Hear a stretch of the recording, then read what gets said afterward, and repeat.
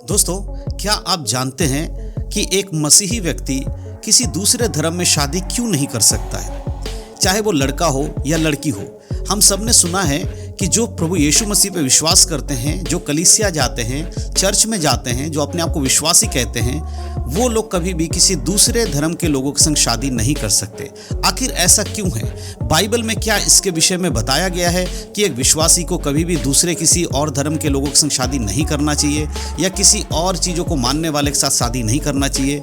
केवल विश्वासियों को, बाइबल को फॉलो करने वाले को उनसे शादी करना चाहिए जो यीशु मसीह पर विश्वास करते हैं। अगर ये सच है तो फिर ऐसा क्यों है? तो मेरे प्रियो, आज इस वीडियो के माध्यम से मैं आपको बताऊंगा इसके पीछे की सच्चाई क्या है। क्या सच में ऐसा है कि एक विश्वासी को अन्य जाति से शादी नहीं करना चाहिए, या फिर लोगों ने ऐसे ही इसकी अफवाह को फैलाया है? बाइबल में इसके बारे में कुछ भी नहीं कहा गया है। तो इस पूरी जानकारी को आज मैं इस वीडियो के माध्यम से आप तक पहुंचाने जा रहा हूं, इसलिए बड़े ध्यान से आज के इस वीडियो को देखिएगा, क्योंकि बाइबल के वचनों से मैं आपको बताऊंगा क्या सच में एक विश्वासी को अन्य जाति में शादी नहीं करना चाहिए, किसी दूसरे धर्म में शादी नहीं करना चाहिए, या फिर वो किसी से भी शादी कर सकते हैं, चाहे वो विश्वासी हो या अविश्वासी हो। सारी बातों को मैं बाइबल के वचनों से आपको बताऊंगा। इसीलिए मैं आपसे अनुरोध करता हूं इस वीडियो को पूरा जरूर देखिएगा, क्योंकि ये 2025 जो हमें मिला है, नया साल है। इस साल में आपके हो सकता परिवार में किसी की शादी होने वाली है, या आप प्लानिंग कर रहे हैं, या खुद आपकी शादी का विचार आप कर रहे हैं। उसके लिए आपको इस वीडियो को देख लेना है ताकि आप एक अच्छा निर्णय ले सके,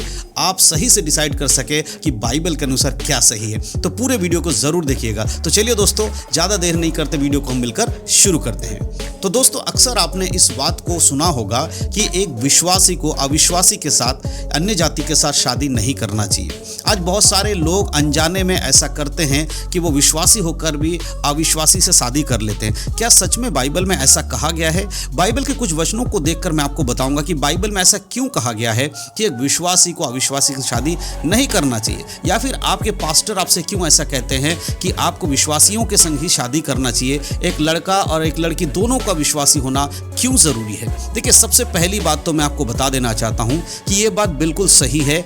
बाइबल के अकॉर्डिंग एक विश्वासी अविश्वासी के संग शादी नहीं कर सकता। इसके बारे में बाइबल में क्लियर लिखा गया है, और उसके लिए अगर हम एक वचन पढ़ते हैं तो आपको समझ में आएगा। दूसरा कुरिन्थियों की पत्री पहले पढ़ेंगे, उसके बाद हम और वचन पढ़ेंगे। दूसरा कुरिन्थियों की पत्री जब आप पढ़ते हैं, उसका 6 अध्याय और उसके 14 आयत में इस प्रकार से प्रभु का वचन कहता है। यहाँ लिखा है, अविश्वासियों के साथ असमान जुए में ना जुतो, क्योंकि धार्मिकता और अधर्म का क्या मेल जोल, या ज्योति और अंधकार का क्या संगति। यहां पर परमेश्वर साफ रीति से कहते हैं असमान जुए में ना जुतो। देखिए, यहां जुआ शब्द का इस्तेमाल हुआ है। जुआ क्या है?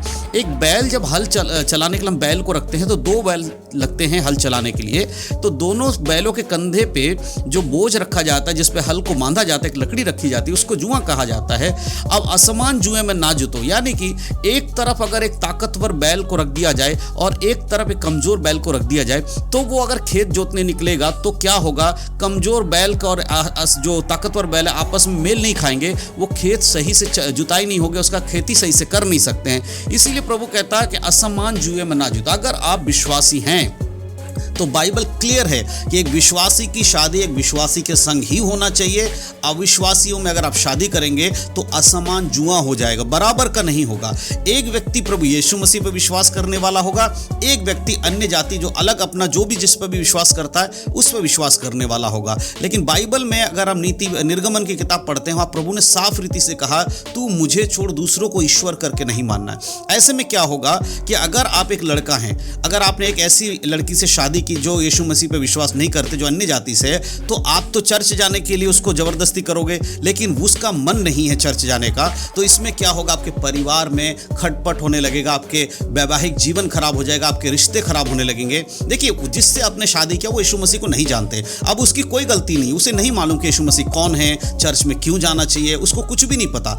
आप जबरदस्ती उसको फोर्स करोगे जाने के लिए, तो आपके कहने से शायद जाने भी लगे, लेकिन क्या वो सही मायने में यीशु मसीह को ग्रहण कर पाएगी? पाएगी? नहीं कर पाएगी। इसी तरह एक बहन को भी समझना है कि अगर आप एक ऐसे व्यक्ति से लड़के शादी करते हैं जो यीशु मसीह पर विश्वास नहीं करता है, तो आपके साथ भी ये प्रॉब्लम आएगा। आप चर्च जाने के लिए जिद करोगे, उनके परिवार के लोग चर्च नहीं जाते, आपको नहीं जाने दिया जाएगा। इससे क्या होगा? आप प्रभु से दूर हो जाओगे और आपका पारिवारिक जीवन खराब हो जाएगा। इसीलिए परमेश्वर शुरू में ही कहता है कि असमान जुए में नहीं जुतना है, आपको एक विश्वासी को विश्वासी के साथ ही शादी करना है। आज बहुत सारे लोग लब के चक्कर में आ जाते हैं। नौजवान हमारे मसीह भाई बहन वो लड़की पसंद कर लेते हैं। मेरे वीडियो में बहुत सारे लोग आके कमेंट करते हैं, ब्रदर मैं एक लड़की को पसंद करता हूँ, वो अन्य जाति से है, लेकिन उसने वायदा किया शादी के बाद वो यीशु मसीह को मानने लगेगी। तो मेरे प्रियो, शादी के बाद मानने लगेगी। जिस समय आप शादी करो उस समय उसने नहीं माना है, इसका मतलब आप पहले से ही परमेश्वर के वचन को तोड़कर उसे सही करने की कोशिश कर रहे हो। आप ये कह रहे हो कि पहले मैं वचन तोड़ लेता हूं, फिर मैं वचन को सीधा कर लूंगा। ऐसे नहीं होता है ना। आप पहले आज्ञा को ना मानो, फिर आप बाद में उस आज्ञा के लिए पश्चाताप करो। इस तरह का परमेश्वर हमारा नहीं है, वो इसकी इजाजत नहीं देता है। इसीलिए एक विश्वासी का विश्वास की शादी नहीं करना चाहिए। अब मैं यहाँ पर एक और चीज आपको बताना चाहता हूँ, एक और वचन मैं आपको बताऊंगा। दूसरा कुरिन्थियों की पत्री 7 अध्याय के अगर आप उसके पढ़ते हैं 39 आयत, तो यहाँ पर देखिए इस प्रकार लिखा है,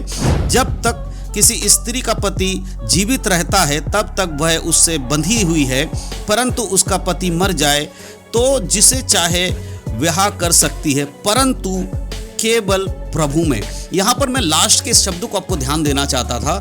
यहाँ विधवा की शादी के बारे में नहीं बात कर रहा, मैं यहाँ बताना चाहता था वो लास्ट में जो लिखा है केवल प्रभु में। तो अगर कोई ऐसा व्यक्ति है जिसका पति मर गया हो या पत्नी मर गई, अगर वो शादी करना चाहे तो वो कर सकते, दोबारा शादी कर सकते हैं। लेकिन पति या पत्नी के खत्म होने के बाद उनका देहांत अगर हो गया तो ही कर सकते हैं। लेकिन यहाँ भी प्रभु चेतावनी दे रहा है, इसके बाद भी आपको सिर्फ उन्हीं से शादी करना है जो प्रभु में है। तो सोचो, अगर दूसरी शादी के लोगों के लिए भी प्रभु में रहने वाली बात की जा रही, तो जो पहली शादी जिनकी है उनके लिए क्या यह नियम बदल जाएगा? नहीं मेरे प्रियो। इसीलिए ध्यान देना है, एक विश्वासी अविश्वासी के संग शादी नहीं कर सकता।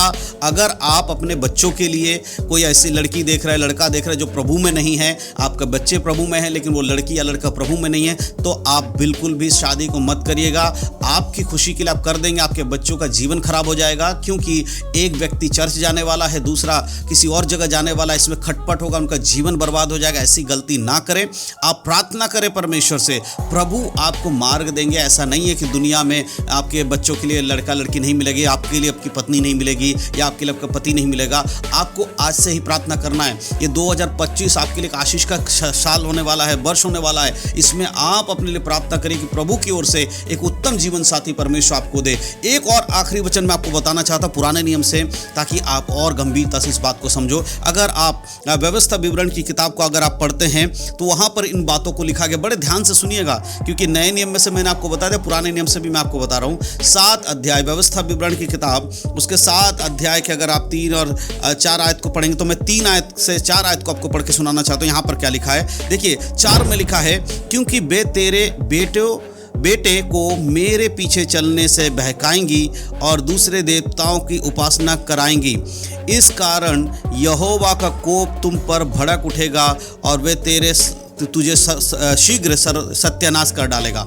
यहाँ पर परमेश्वर कहता है, अगर तुम ऐसा करते हो कि तुम एक विश्वासी होकर अविश्वासी से विवाह करते हो, तो हो सकता है कि वो क्या करेंगे, जैसे तुम उसको प्रभु में लाने के लिए चर्च ले जाना चाहते हो, इसी प्रकार से ये उल्टा भी हो सकता है कि वो तुम्हें प्रभु से दूर करके अपने देवी देवता की आराधना कराने के लिए आपको मजबूर करे। जैसे आप बोलेंगे कि आप मेरी शादी आपसे हो गई, तो अब आपको मेरे ईश्वर को मानना है, परमेश्वर को मानना, मेरे संग चर्च जाना, यीशु मसीह ग्रहण करना। सेम इसका उल्टा भी तो कर सकते थे कि आप उसको बोल रहे थे, क्या वो आपको नहीं बोल सकते? उसके पास भी अधिकार है बोलने का। आपके पास सिर्फ अधिकार ऐसा नहीं है, उनके पास भी अधिकार ये बोलने का कि भाई आप मेरे कहने के अनुसार जिसे मैं मानता हूं या जिसे मैं मानती हूं, आप उसकी उपासना करो। अगर आप ऐसा करते हैं तो दोनों तरफ ऑप्शन होता है। हो सकता है कि वो प्रभु में आ जाए आपके कारण, हो सकता है आप प्रभु को छोड़कर उनके जो मानने वाले उनके पीछे चले जाए। इसलिए प्रभु कहता है, असमान जुए में नहीं जुतना, नौबत ही नहीं आनी चाहिए। इसीलिए याद रखिए, जो बातें ये कही जाती हैं कि एक विश्वास विश्वासी को अविश्वासी की शादी नहीं करना चाहिए था, बिल्कुल सही है। इसीलिए आप उसी जगह शादी कीजिए जहां आपका मेल खाए, अन्यथा आपको बाद में बहुत पछताना पड़ेगा। और अगर आज आप किसी ऐसे रिश्ते में बंधे हुए हैं जिसे लोग लव कहते हैं, शारीरिक लव ही कहते हैं जिसे, अगर आपको लगता है कि वो हम कोई बात है, हम एक दूसरे को पसंद करते हैं, कोई फर्क नहीं, हम अपनी ज़िंदगी काट लेंगे, तो आज दुनिया में बहुत उदाहरण है जो इस बात को बताते हैं कि शादी के बाद लोग पछतावा करते हैं और उसके पास कोई मार्ग नहीं रहता है। तो पछतावा करने से पहले प्रार्थना करिए प्रभु से, इन सब चीज़ों से अपने मन को हटाइए और एक अच्छे जीवन साथी के लिए प्रभु से प्रार्थना कीजिए, उपवास रख के प्रार्थना कीजिए। सही समय पे परमेश्वर आपके लिए उत्तम जीवन साथी जरूर देंगे। तो मैं विश्वास करता हूँ इस वीडियो के माध्यम से जो जानकारी मैंने आपको दिया है, बहुत सारे लोग मुझसे सवाल कर रहे थे कि ब्रदर आप मुझे बताइए क्या सच में ऐसा है, बाइबल के अनुसार हम किसी और से शादी नहीं कर सकते, बाइबल के खिलाफ नहीं जा सकते? तो ये बिल्कुल सच है। आपको बाइबल को ही फॉलो करना है, पवित्र आत्मा की अगुवाई में चलना है, तो जरूर अपने जीवन में इस बातों को लागू करेगा। परमेश्वर इन सब बातों के द्वारा आप सबको आशीष दे। वीडियो अच्छा लगा हो तो हमारे वीडियो को लाइक करिएगा, चैनल को सब्सक्राइब करिएगा और इस वीडियो को अपने मसीह भाई बहनों में शेयर करना बिल्कुल मत भूलिएगा। परमेश्वर आप सभी को आशीष दे। यीशु मसीह के नाम में सबको जय मसीह की। God bless you.